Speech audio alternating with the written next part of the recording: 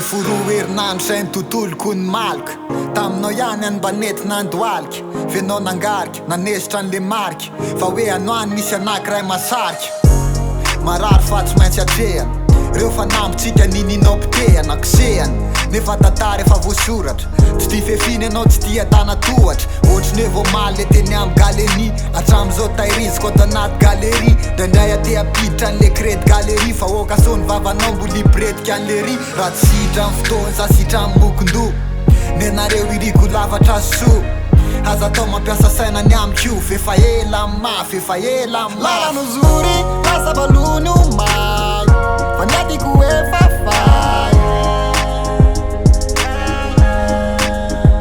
lalano zory lasa balony omay fa niatiko efa fay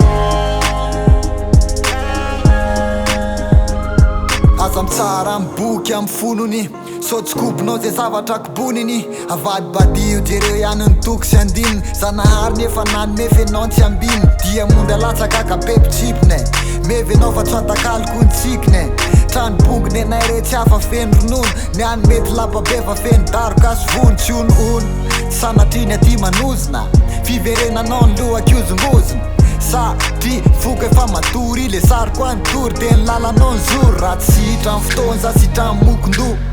nenareo iriko lafatra so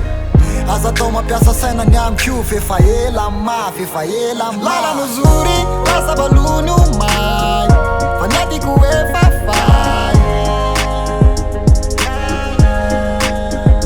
lalano zory lasa balony omay fa niatiko efa fay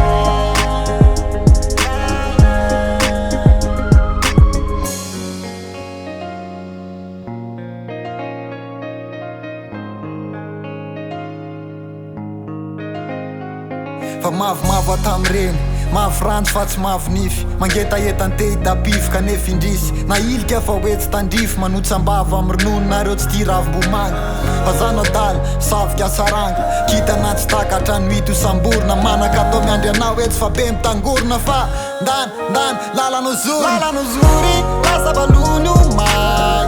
fa niatiko efa fay